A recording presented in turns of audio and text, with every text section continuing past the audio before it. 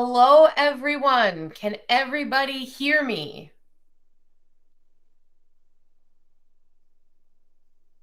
Can you hear me? I know you can't see me. Okay, great. Awesome. So you can't see me, but there's an issue with Crowdcast and the live stream and the camera. So what we're going to do is I'm going to talk at you and I'm just going to give you a little slideshow so at least you have something to look at while I talk instead of just a blank screen. So thank you for your patience. I hope you all had like a second or maybe at this point a third cup of coffee. Um, Coffee is life, by the way. I've been watching the chat and it's funny, just real quick anecdote. Few years back, I decided to come out with my own Witch's Brew coffee line because every witch I know makes tea for medicinal and magical purposes, but we all drink coffee, and coffee is such a ritual for so many of us. So I'm also a coffee addict. So obviously, we're running a little late this morning due to our technical issues. So we're just going to get into a little bit of healing our relationship with food through the basics of kitchen witchcraft. There is a lot of meat on this bone, and we don't have a ton of time, but I want to give you some basics and I want to introduce you to my brand of kitchen witchery because a lot of this stuff is very easy and things you already do right now. So for those of you who don't know me, my name is Dawn Aurora Hunt. I am the owner of Cucina Aurora Kitchen Witchery, which is a gourmet foods company based out of kitchen witchcraft and my spiritual practices. And then I also write, obviously, that's why I'm here with Llewellyn. I've written all of the recipes in the Witch's Sun Sign series, which some of you have. And then I've also written all the recipes for the Witch's Date book, Llewellyn's Witch's Date book, that is coming out for 2025. So, mark your calendars, grab that, or mark your date books and buy that when it comes out, and you'll have a recipe from me every month. Okay, so healing our relationship with food through basic kitchen witchcraft. So like I said, I am Dawn the Kitchen Witch, and what is kitchen witchcraft to me, right? So my brand of kitchen witchcraft is a little bit different than some others. For me, everything is culinary. And when I say culinary, I mean things that we're cooking, things that we're eating, right? And we're going to talk a little bit more about the basics of kitchen witchcraft. And then we're also going to go into today, we're going to talk a little bit about our disconnection between food and cooking. And that's where our relationships with food sort of disintegrate a little bit. And you're going to think about your own personal relationships with food as we go on. And then we're going to talk a little bit at the end about how to reconnect. And if we have time, we're going to do some questions and answers. So what is kitchen witchcraft? As I said, my brand of kitchen witchcraft is very much about food and cooking and healing and putting your intention into what you're cooking. So for me, cooking seasonally is a very big part of my own kitchen witch practice.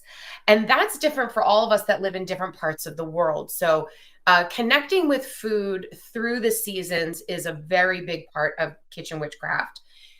Using food's innate magical properties, innate energetic properties, another principle that I go with for kitchen witchcraft. And also, nurturing the home and the family and the loved ones through food, right? So who practices kitchen witchcraft? To be fair, I think even people who don't consider themselves kitchen witches practice kitchen witchcraft. And I can kind of prove this to you, right? If ever you have been sick or cooked for someone who was not well, we've just gone through a global pandemic, right? So if you ever had COVID or the flu or something like that, and you were home and you thought, I'm going to make this big batch of chicken soup, and I'm going to use these fresh herbs, and I'm going to use this, this broth and whatever, and you're stirring it and you're putting all your intention into that, and you're going, oh, I know that when I eat this soup or when my loved one eats this soup, we're just going to feel so much better. This is just what we need. That in itself is kitchen witchcraft. Okay. It's very simple, very real, very practical ways of using your intention, using ritual, using what's at hand to create your magical goals or to stay connected with spirit in whatever way that means to you, right? Those are your basic principles of kitchen witchcraft to me. Now, that may look different for you. Your practice is going to be different than my practice, and my practice is going to be different from your practice. So think about what does that look like in your life? Have you had that experience? You know, we all just were chatting when we were trying to get all of this technical stuff fixed. We're all talking about coffee, right? Your coffee ritual in the morning that we do, I mean, I don't know about you, but if you're anything like me, you sometimes only get out of bed because there's coffee to be had. That ritual that you're doing mindfully is kitchen witchcraft. So who practices kitchen witchcraft? It's all of us, whether we realize it or not.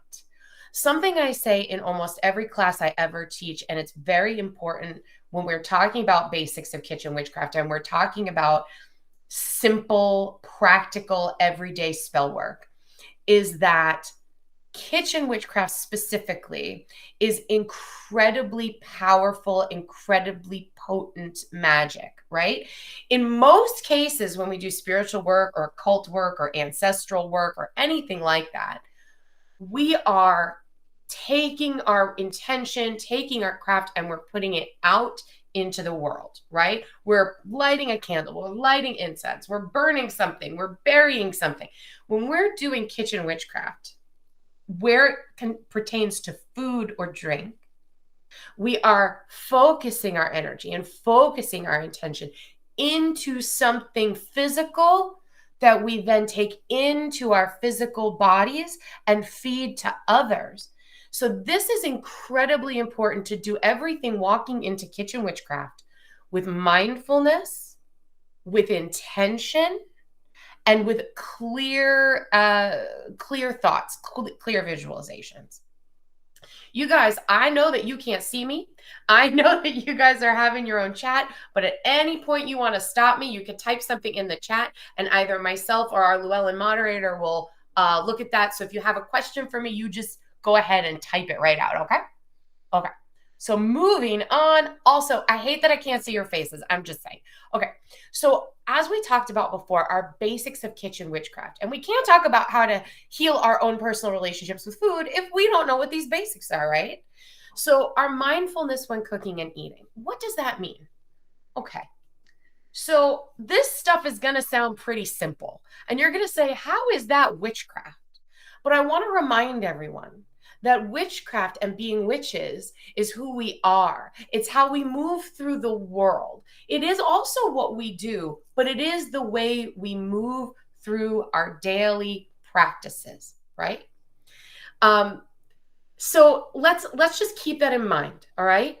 When I say let's be mindful about cooking and eating, I mean we live in a world where it is very, very common to be rushing out the door in the morning because we overslept, or the cat threw up on the rug and we had to clean that up, or our kid has to go somewhere before school, or we have to drop something off at the dry cleaner. And so we are commonly taking a granola bar or a protein shake and shoving it down our throat while we are driving to our job that maybe we don't love. There's no mindfulness in that, right? So being mindful when cooking and eating, and we will explore that a little bit further as we continue to talk. Mindfulness that what I'm about to do is take nutrition, energetic nutrition, spiritual nutrition, and physical nutrition into our bodies is incredibly important when cooking and eating. Another basic principle of kitchen witchcraft is seasonal foods. Now, I touched on this a few minutes ago. Right now, it is summer here. I'm in New England. It is New Hampshire. It is freaking beautiful outside. It is 75 degrees with no humidity. And this week, the fresh strawberries are in. So all the local farms have their fresh strawberries, right? We get these fresh strawberries maybe 4 weeks a year here in New Hampshire. They're not grocery store strawberries that have no flavor, that are pink and not red. They are the most delicious, most incredible, wonderful gift of Mother Earth. This keeps me connected to the season because I am connected to Mother Earth through what she is providing right now. Okay. So basic kitchen witchcraft number 2, seasonal cooking, seasonal foods, right? And we know this because we can listen to our bodies. We can listen to our bodies and say, you know, in the middle of January, I'm generally not craving watermelon. And if I am, I probably shouldn't be eating it from the grocery store. And if I am craving something out of season, perhaps my spirit is trying to tell me that there's an energy that I'm missing. That's a whole nother class where we talk about divination with food. So let's put that on the shelf. That's a whole nother conversation. Seasonal foods, very important. Ritual cooking is another basic of kitchen witchcraft. And again, we talked about this just before when we were talking about soup and how it feels to make a soup when we're not feeling well, that anything you do with intention in the kitchen is a ritual, right? No, freezing fresh food is not cheating, Carrie Lawson, not cheating. That is convenient and very smart. Sorry, I digress. So ritual cooking, right? Think about cooking or ancestral cooking and how perhaps with your grandparent or a relative of yours, there was a meal or something around a holiday where it was always the same pan that you used, or it was always the same ingredients that you use, right? These things are ritual cooking. So this is another basic of kitchen witchcraft. Also, something that takes a little bit more time in your education of your own kitchen witchcraft, using the energetic properties of foods to kind of go towards your magical goals, or help you to connect with what spirit is wanting for you, or you wanting in your life. So energetic properties of foods, that does require a little bit more research on your part and a little bit of meditation on your part, and that's a little bit more advanced. So I wouldn't call it a super basic. Understanding the principle of that is important, and then using food and cooking for your magical goals, also another basic. So understanding, for example, kind of using all of these basics together, right? When we go, okay, ritual cooking for maybe I want to do a protection spell because my job is in jeopardy, right? I understand that the energetic property or the spiritual nutrition of garlic is protective. So I'm going to use that in a recipe mindfully with maybe some fresh summer vegetables to protect the abundance in my life. So these basic principles, they sort of layer on top of each other when we're talking about kitchen witchcraft. Just like a recipe, just like flavors in a recipe, they all inform each other. Okay, so why have we disconnected from food? Why do we have basically crap relationships with food, right? As recently as 100 years ago, food and cooking and kitchen rituals were very prevalent in people's lives. People were farming, people were cooking together. I think we saw this in the pandemic where so many people came back into the kitchen. They came back into their homes, cooked meals together, ate meals together, started farming. So the whole sourdough craze, right? People understanding the chemistry of food and the patience it takes for food. This was lost societally after World War II. After World War II and the baby boom happened, food became something that was much more institutionalized, right? So food became institutionalized in the way of you had, you've heard the term, obviously, sliced bread is the best thing since sliced bread. To make bread stay fresh and sliced on the shelf long enough that families could buy that and feed the families, again, baby boom, people needing to feed more children for less money with food that stayed shelf stable. Those things were added to, chemicals were added to those things, processes, the word I'm looking for is processed food, treated food, ultra processing of these foods, bleaching and things like that. People put things in cans. Chemicals were added to things. And I don't mean canning like we can at home. That's wonderful. We're all homesteading now, which is like all kitchen witches want to do. But that's what happens in around after World War II, a little bit after World War I, but definitely after World War II. Things needed to be cheap. Things needed to be fast. Things needed to last a long time on the shelf, right? So this changed our society's perception of food, right? And I realized that, for those of us that are lucky enough to be able to afford food that is of a better quality, sometimes we don't understand that there are people that cannot afford or don't think they can afford to eat better. It's, again, systemic, crazy stuff around the food industry and how we process food and how we feed ourselves and others. So how does this tie into kitchen witchcraft? I know I'm kind of on a soapbox about this, but how this ties into kitchen witchcraft is that disconnection between spirit and earth, right? Our perception of food has changed so much in just the last 100 years. If you ask a kid where chicken comes from or what is chicken, they're going to say nuggets, or it comes from McDonald's, or it comes from the grocery store, not realizing that this is a bird. This is an animal. Someone has to raise this, right? So that disconnection is there, even with us as adults that understand these bigger concepts. We go to the grocery store and we buy boxes of things that are made of sugar or GMO or all these things. We are not connected, right? We are not connected to Mother Earth. And I think that is one of the reasons why farming is coming back in a big way. Homesteading is coming back in a big way. Baking is coming back in a big way. People are starting to understand that not just their bodies are craving, better quality foods and staying connected, but their spirits are craving it too. And then that is something that is, helping us to move forward as spiritual beings, right? There are absolutely economic barriers to, eating better foods and staying connected to Mother Earth through these fresher foods.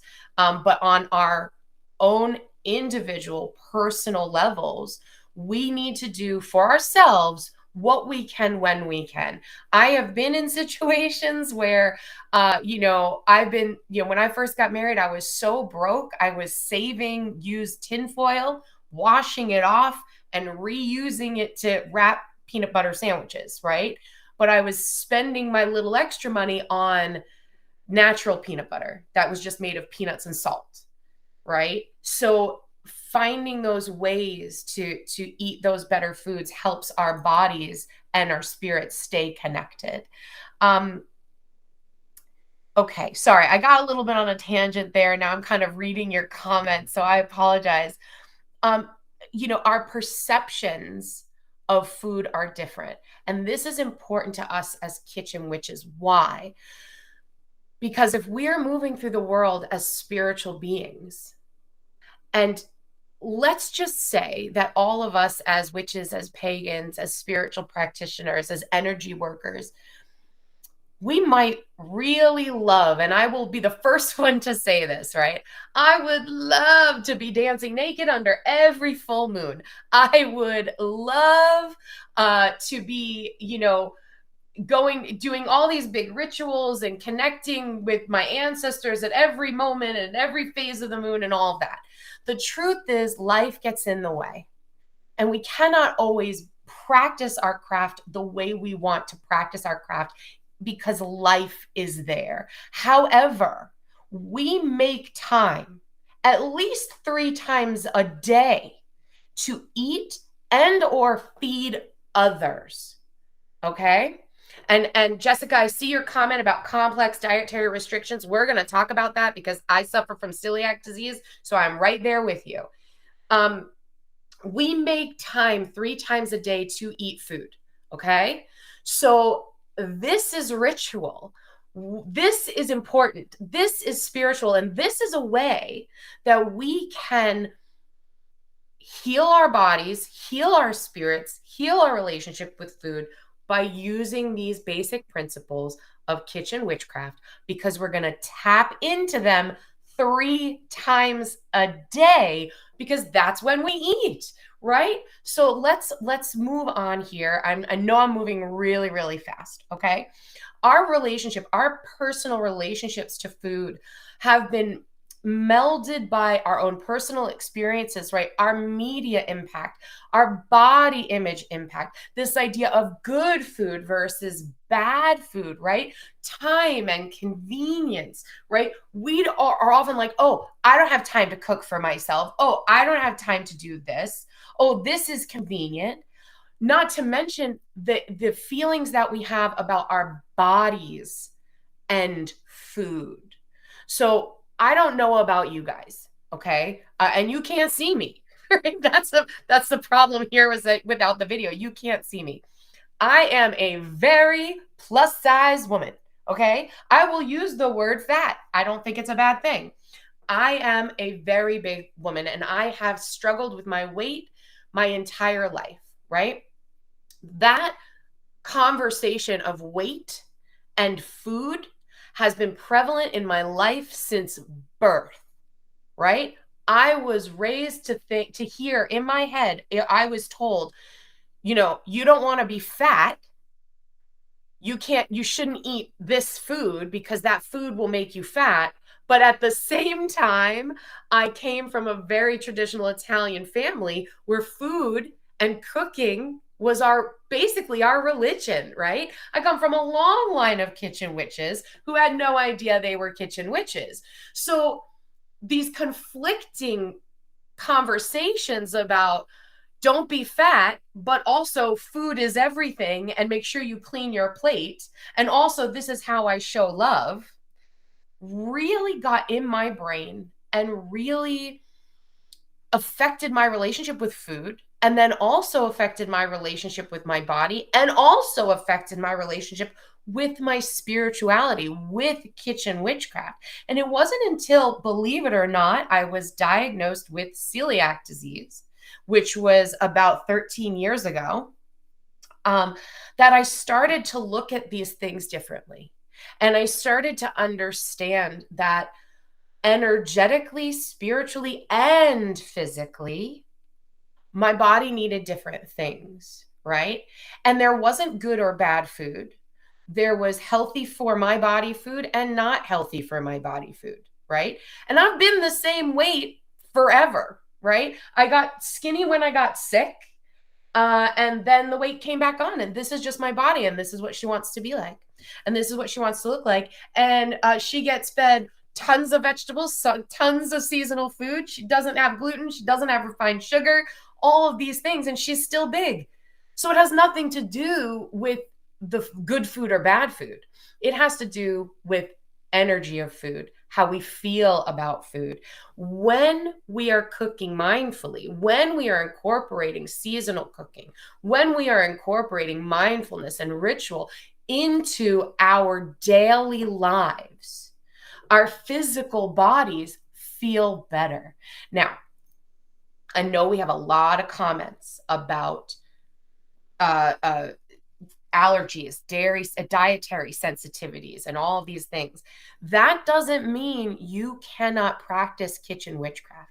If anything, in my opinion, it means that you are already on the path of being more mindful, because you, like me, have to check labels on everything. You have to make sure that everything is okay for your body, right?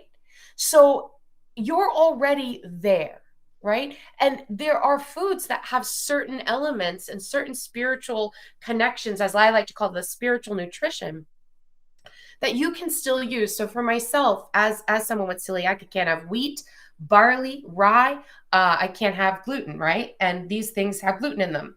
So, but wheat, for example, the energy of wheat is about friendship, kinship, coming together, breaking bread, making peace. Those are the energies around bread.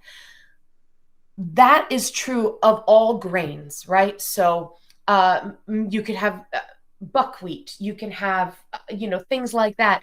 It can be, gluten-free sorghum bread. If it is bread in any shape and form, you're still going to have those energies of friendship and healing relationships, right? So that comes along with the mindfulness of understanding what items have what spiritual nutrition, right? So our relationship with food has a huge impact on our spiritual relationship with and our spiritual practices of kitchen witchcraft. Because if you think, oh, I can't eat chocolate or I can't cook with chocolate because it's quote unquote bad for me, or it's bad food, or it's going to make me fat, or blah, blah, blah, then how can you go into making a beautiful, chocolate mousse with avocado and agave syrup that is relatively healthy, but still has the cocoa in it for romance and passion? If you're going into something feeling negatively, you will not be able to practice your kitchen witchcraft openly and mindfully. That's where I'm going with this, right? So again, I realize I'm going very fast and I'm throwing a ton of information at you. So I appreciate that you are all still with me. So how do we then reconnect to food and our bodies and heal this relationship with food, right? Easy, simple things you can do on a regular basis, right? Visit your local farmers markets. If you've got a farmer's market in your area, go to it. You don't even have to buy anything. Just see what's there. Meet local farmers, meet local makers, see what food looks like where you live. Again, I know there are places and areas and people that like someone said in the comments, that food deserts and not being able to have access to seasonal food. I'm looking at this comment right now. How can you learn what is seasonal and not seasonal?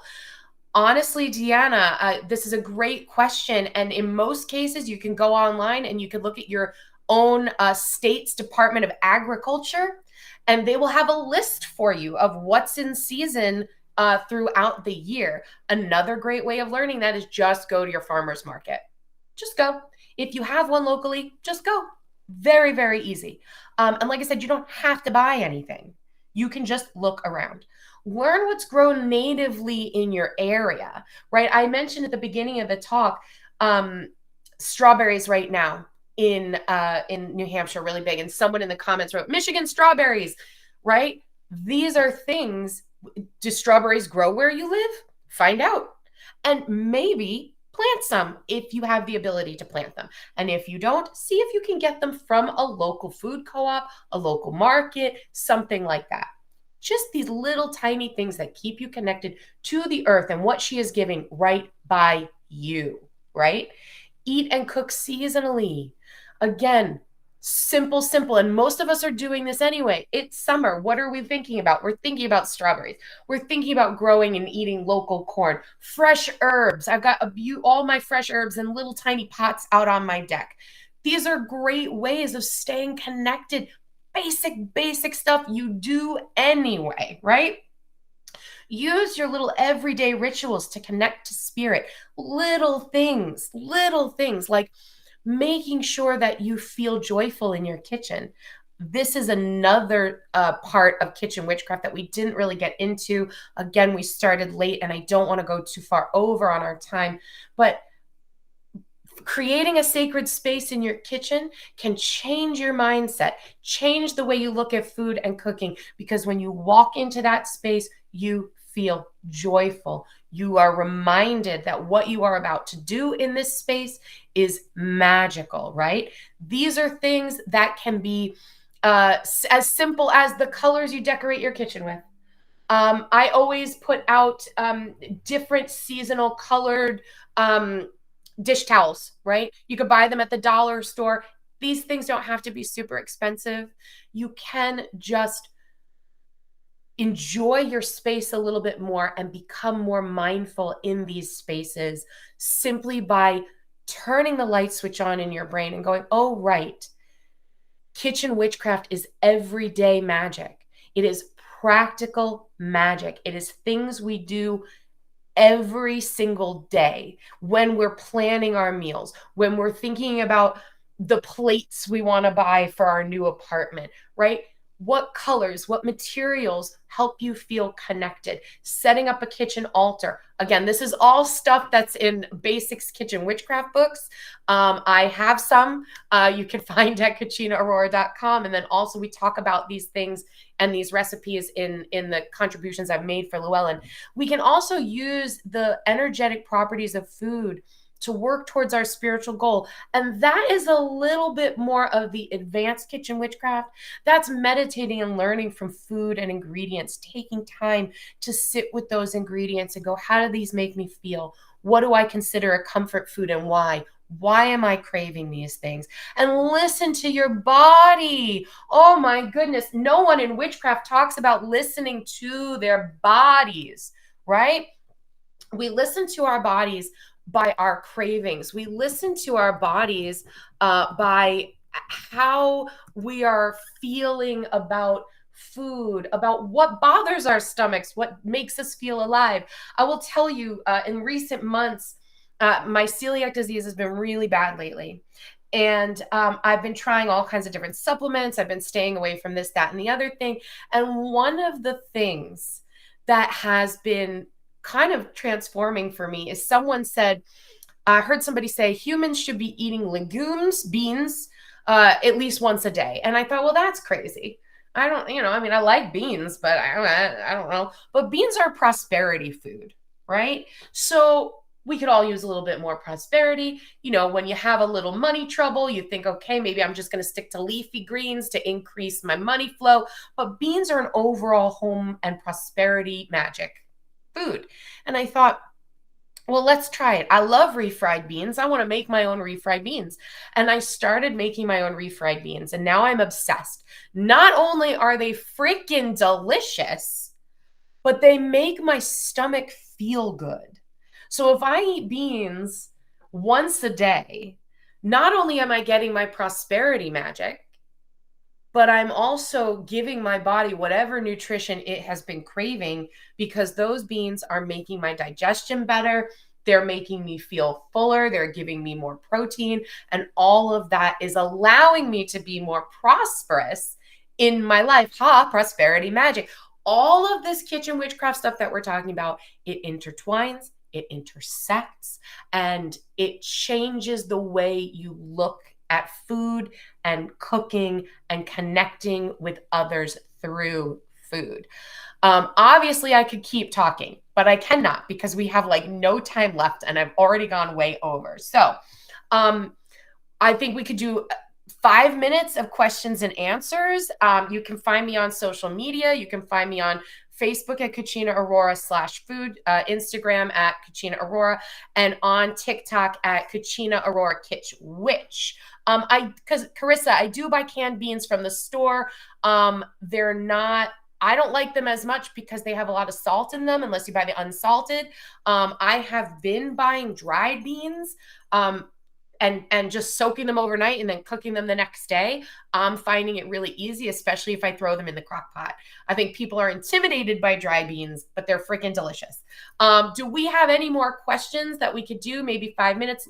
Llewellyn, moderator, could you just let me know if it's okay to take questions for a couple of minutes? I hope I didn't go over, and I hope I didn't blow everybody's mind with too much stuff. Yes, Kristen, crockpots are modern day cauldrons. I literally have my dinner in a crockpot right now. Questions. I've got 5 minutes. We could do questions. Thanks, Deborah. I love you too. I wish I could see all of you guys.